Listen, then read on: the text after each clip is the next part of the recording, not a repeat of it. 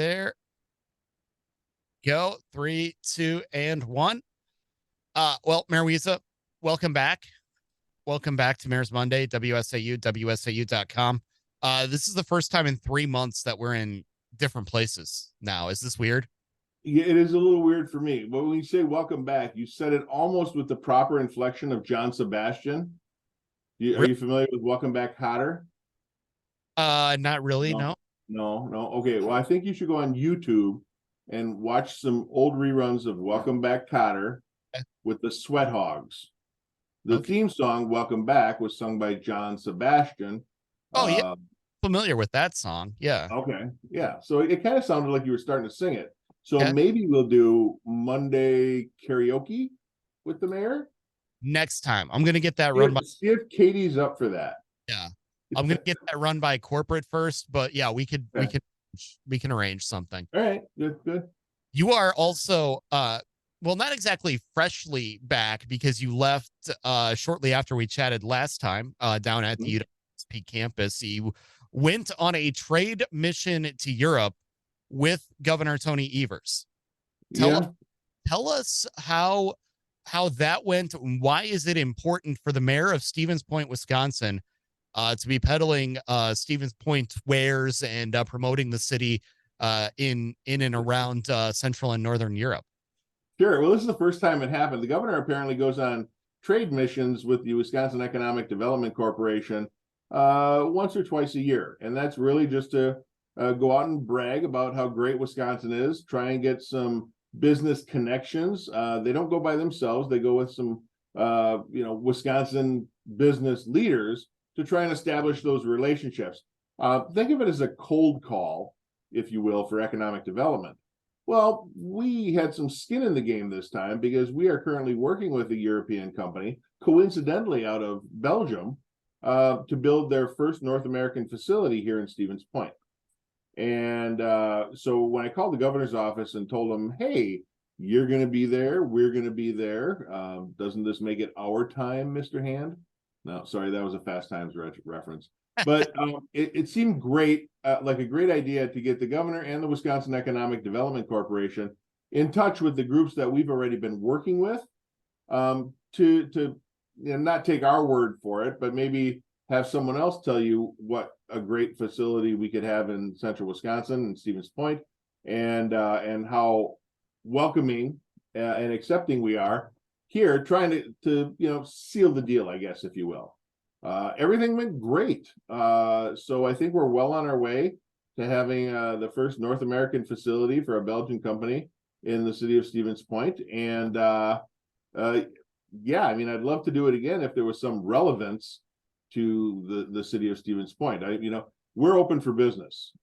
We have 700 acres in our East Park Commerce Center that is through all of the phase one. It's a certified site by the state of Wisconsin.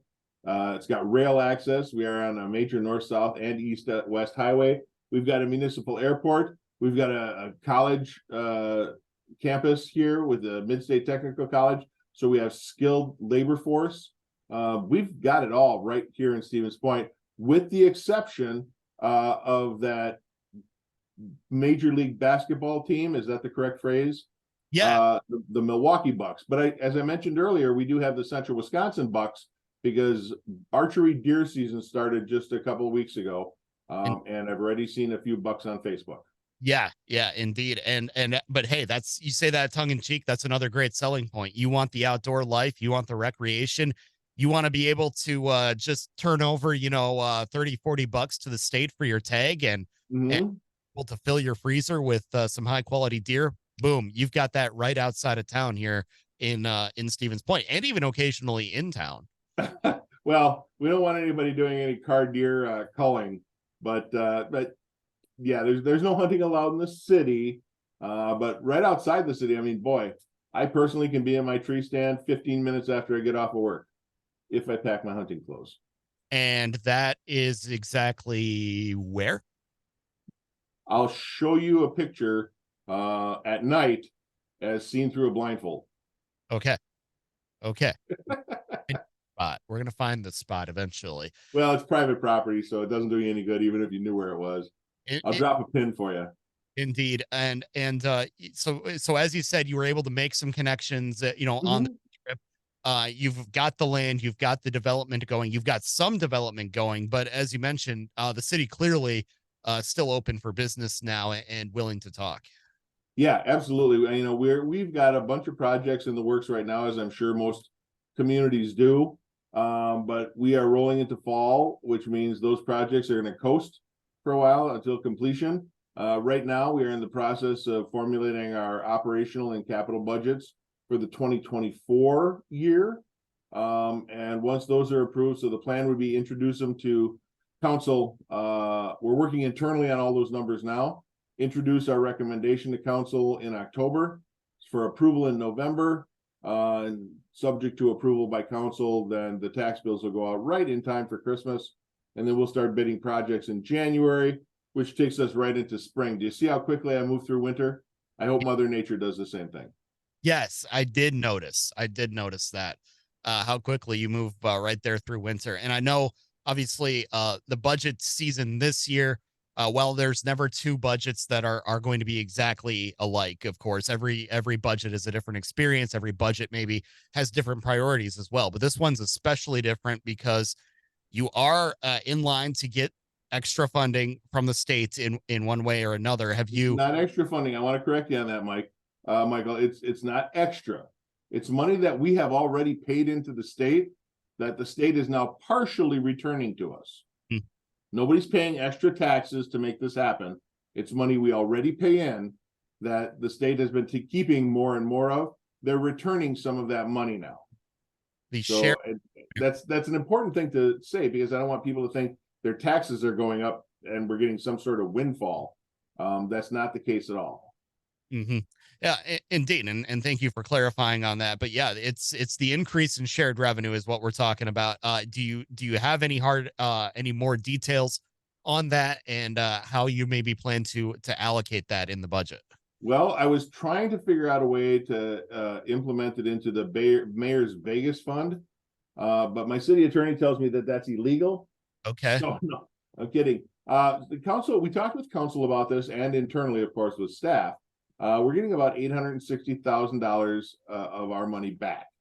Uh, we have determined that compensation for our employees is a high priority, because right now I think we're below market in a lot of our positions, meaning someone who starts at the city could be making more potentially in the private sector or any number of other cities, because we're behind in wages. So we don't want to do that. We want to be competitive. As a matter of fact, our council put in a philosophy to be slightly above average in our compensation. So we paid for a compensation study. So I think it was about $45,000 for that. And we hire a company to go through all of our job descriptions, all of our job data, and compare those to our peers. So it's I don't know, like a dozen other municipalities that we consider peers, comparable in size and market, that sort of thing, and then compare that also to industry data. So there are several suppliers of industry wage data, and they took all of this, put it into a matrix, and gave us a new pay plan to put us competitive in the market with all of our positions. So we're implementing that, and that should be a priority. That obviously is going to take up the lion's share of that. And then I'm not real familiar with this, but apparently there's some big election in 2024. Oh, Have you heard about this? I don't think there's just one, Mayor Wiza. It's well, There's but one big one, there's one big one. Yeah, sometime in November. yeah, yeah, yeah. Anyway, our clerk, because of that big presidential election, is expecting about $140,000 in additional expenses to the city Hmm. because of that, and that's poll workers, polling places, ballot printing, all sorts of things. So we have that one-time expense, and that's going to eat up another big chunk of that $860,000. And then, of course, we've got some minor things, like we're expecting our IT contract, servicing contract, to go up. So we budgeted for that, and just kind of letting the dust settle on this plan. We don't have numbers yet. They'll be changing probably daily between now and the time we present the budget to council, because all of the numbers are starting to come in. We're guessing what shared revenue specifically will be, transportation aids and things like that. So we won't have final numbers till probably mid-October, Mhm. and then we'll present that budget to council. And then, of course, council determines what the priorities within the budget are going to be. We make recommendations. Council can choose to accept those recommendations or make changes. If the changes are drastic enough, I do have veto authority. That's never happened, and I hope it never will. We're all together working on a team. But the other thing that council chose is they wanted to keep the tax rate as stable as possible. We just had a revaluation done in the city of Stevens Point, and municipalities all over are doing this. But what happens is we take what your home is worth on the open market, and we evaluate whether or not our number is accurate. So I might have $100,000 house that I'm paying taxes on, but in today's market, because maybe it hasn't been looked at in 10 years, my home is now valued at $160,000 or $170,000. That means the value of my home goes up, but the amount I pay in property taxes really stays the same. The Mhm. mill rate is what we call the calculator we use will go down for the city. So right now we're just over $11 per $1,000 of value. We expect the mill rate to go down for the city to about 8.5. Don't hold me to these numbers because again, that's all determined on what our budgets are, but it should be about that. So some people will be paying more in their property tax bill. There may even be a few people that are paying less. Mhm. Uh, but the increase could be, a couple $100, which is significant for most people. Right. But I want them all to be assured too that our budget presentation, our public hearings, those are all available. If you think that we are not being good stewards of the money that we do have, I want to know about it. So come to our meeting, let us know what your priorities are, and that could help us shift the priority of our budget. Yeah, indeed. Get involved, as a coworker of mine would say. Yep. So They often say that the rules are made up by those who show up. that's actually a good one too. I think I'm going to borrow that and then every now and then. It's not mine. I didn't coin the phrase, but you can give me credit for it. No doubt about it. We'll do it. Done. Consider it done. One more thing before we let you go. Obviously, big week coming up for UWSP. I mean, the last time we talked to you, we were actually on campus and, had a little bit of a joint discussion between Mhm. yourself and Chancellor Gibson at UWSP. So obviously, UWSP, big part of the Stevens Point community. Homecoming week is coming up. That means you're going to be welcoming in a few hundred guests, maybe even a little more than that once Mhm. again this year. So yeah, the homecoming events are pretty much the same as they've always been. We will be doing a proclamation prior to the homecoming game. Alumni come in from all over the country, probably the world. They literally come home to Stevens Point. So the streets will be bustling. We'll have the hundreds, if not thousands, of visitors, some of which may be overserved. So I ask everybody who's visiting to be responsible and respectful of our community, your community, because they're part of it too. Any alumni are I consider at least alumni of Stevens Point as well. So it's our community, but yeah, tons of great things going on. I know there's live music at a couple of locations. Come down and see the big sports ball game. Hmm. And if you're interested, we'd invite you to come to town and help us celebrate UWSP's homecoming week. Yeah, and I know you're also talking about, well, constantly talking about development near UWSP as well. Is that something that you're going to be focusing on as well for the next couple of years? Well, especially around campus, we try and make sure that the university is involved. Albertson Hall, the former library, is coming down, and a new one's going to be going up over the course of the next year or so. So that's going to be exciting to see. But we also work with them when we're doing housing projects or our Sixth Avenue food court that we're talking about. All of those things are coming forward, and they're all going to be great for not only the campus core but the community in general.